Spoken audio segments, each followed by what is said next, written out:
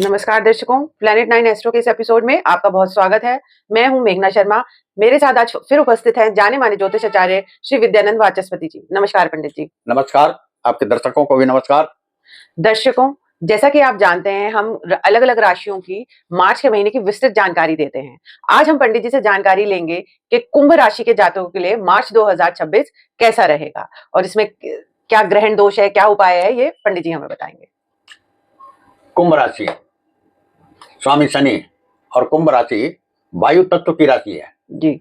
जहां सूर्य और मंगल दोनों अग्निवत ग्रह हैं। तो स्वाभाविक है कि क्रोध अधिक होगा। क्रोध पर नियंत्रण रखें, क्योंकि क्रोध करने से बुद्धि भ्रष्ट हो जाती है और बनते हुए काम भी खराब हो जाते हैं। यहाँ बुध अपने मित्र राशि में है। बुध सौम्य ग्रह है और सूर्य और बुध का युति है, बुधादित्य योग इसको कहते हैं। तो बुध यहाँ लाभ देने की स्थिति में है, पंचम भाव का स्वामी है और अष्टम भाव का भी स्वामी है। तो बुध यहाँ संचार कौशल और वाणी पर नियंत्रण देंगे, लेकिन उससे अधिक क्रोध की मात्रा है, तो क्रोध को नियंत्रण करना ही पड़ेगा। राहु की स्थिति है, ये भ्रम की स्थिति भी पैदा करेगा। किसी बात पर भ्रम होने के कारण भी आपके कार्य खराब हो सकते हैं जी। अब आइए, द्वितीय भाव मीन राशि का है। मीन राशि में शनि और शुक्र की स्थिति है। शुक्र यहाँ उच्च के हैं जी, और शुक्र पंचम भाव के स्वामी हैं। शुक्र चतुर्थ भाव के स्वामी हैं, चतुर्थ और नवम के स्वामी हैं और उच्च के हैं। जी जी। चतुर्थ भाव को ये लाभ देंगे। अच्छा, अब ये धन भाव है, हाँ जी, परिवार भाव है, क्या लाभ देंगे? धन की वृद्धि करेंगे। शनि भी अपने राशि से द्वितीय है, द्वितीय अर्थात धन भाव, तो शनि भी धन की वृद्धि करेंगे। अच्छा, शुक्र भी वृद्धि करेंगे और 15 मार्च के बाद सूर्य की भी यहाँ स्थिति है मित्र राशि में, तो ये भी लाभ नहीं देंगे। अच्छा, तो मतलब आप कह रहे हैं कि द्वितीय भाव में ये जो 3 ग्रह हैं वो लाभ ही देंगे और घर का भी सुख बढ़ेगा, परिवार का अच्छा सामंजस्य रहेगा, धन की वृद्धि होगी। हाँ। अब आ जाते हैं तृतीय भाव, दौड़ पराक्रम का भाव है, छोटी छोटी यात्राओं का भाव है, प्रवृत्तियों का भाव है, छोटे भाई बहनों का भाव है जी। अब यहाँ का स्वामी मंगल जी लग्न में हैं जी, और लग्न में क्रोध की अधिकता दे रहे हैं जी।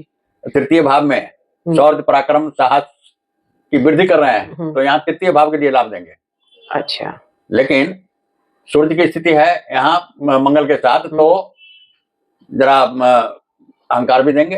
अच्छा, तो छोटे भाई बहनों के साथ संबंध खराब हो सकता है। अच्छा, बाकी अपने शौर्य पराक्रम साहस से धन की वृद्धि करेंगे, ये कार्य का सिद्धि करेंगे। अच्छा, तो मतलब कि आप ये बता रहे हैं कि जो ये मंगल है वो वैसे तो एक उग्र ग्रह हैं, क्रोधी ग्रह हैं, पर वो तीसरे भाव को सपोर्ट करेंगे, मतलब तीसरे भाव से भाई बहनों से थोड़ा सा मनमुटाव होने की संभावना है। वो भी कारण है राहु की स्थिति के कारण, और वैसे ठीक रहेगा। वैसे ठीक रहेगा जी जी।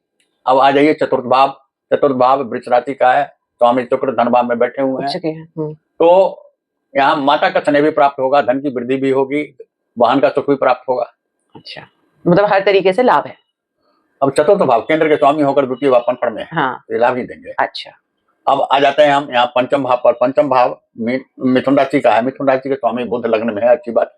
अच्छा, और गुरु की स्थिति यहाँ है जी, और गुरु का दृष्टि भी पड़ रहा है, तो ये पंचम भाव के लिए बड़ा ही शुभ है।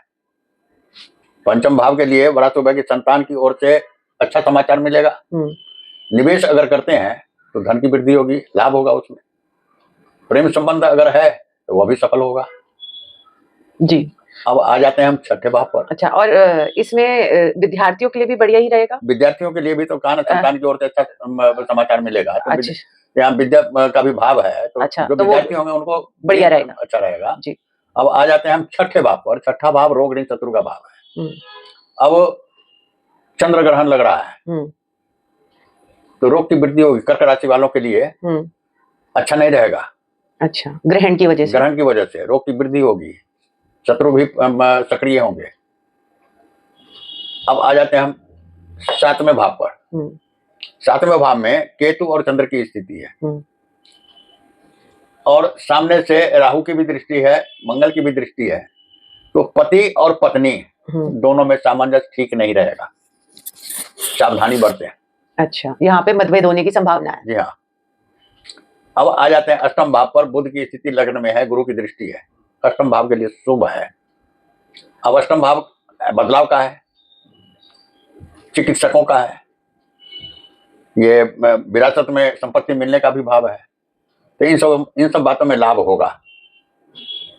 अब आ जाते हैं हम नवम भाव पर। नवम भाव पिता, धर्म, दूर की यात्रा का भाव है। इसका स्वामी शुक्र द्वितीय भाव में है, तो विदेश की यात्रा से लाभ होने की संभावना है। पिता का भी सहयोग प्राप्त होगा। धन की वृद्धि करने के लिए पिता का भी सहयोग प्राप्त होगा और धर्म की ओर झुकाव भी होगा। इसके बाद आ जाते हैं हम दसम भाव पर। जी।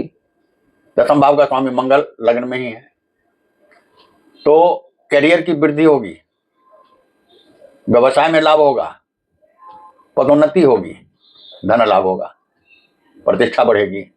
लेकिन इसके साथ साथ क्रोध पर नियंत्रण आवश्यक है। आरंभ में ही कह चुका हूं मैं। मतलब आप ये कह रहे हैं कि कुंभ राशि के जातकों के लिए थोड़े ग्रहों की युति इस प्रकार से है कि क्रोध पर नियंत्रण अवश्य रखना चाहिए, नहीं तो चीजें बिगड़ सकती है। अब आ जाते हैं हम एकादश भाव पर। एकादश भाव का स्वामी गुरु पंचम भाव में स्थित है, सीधी दृष्टि एकादश भाव पर है, तो ये शुभ फल देंगे। ये आय की वृद्धि करेंगे, मित्रों का सहयोग प्राप्त होगा, बड़े भाई बहन अगर हो तो उनका भी आशीर्वाद प्राप्त होगा। अच्छा, तो मतलब लाभ ही लाभ मिलेगा, सब लाभ ही लाभ है। आ जाते हैं द्वादश भाव पर। द्वादश भाव का स्वामी शनि द्वितीय भाव में है, व्यय भाव का स्वामी शनि द्वितीय भाव में है। अब द्वितीय भाव धन भाव है और द्वादश भाव व्यय भाव है। हाँ। तो धन की वृद्धि तो कर रहे हैं शनि जी, साथ साथ खर्चे भी बढ़ा रहे हैं। अच्छा, तो खर्च पर नियंत्रण रखना आवश्यक है जी, नहीं तो आर्थिक संकट में भी पड़ सकते हैं। अच्छा, तो पंडित जी कुंभ राशि के जातकों के लिए आप कोई उपाय जरूर बताएं। देखिए, मैं तो यह कहूंगा कुंभ राशि के जातक हो या किसी भी राशि के जातक हो, 3 मार्च को ही ग्रहण लग रहा है जी, तो कौन कौन से राशि पर अच्छा प्रभाव पड़ेगा, बुरा प्रभाव पड़ेगा, वो तो अभी हम बताएंगे थोड़ी देर के बाद।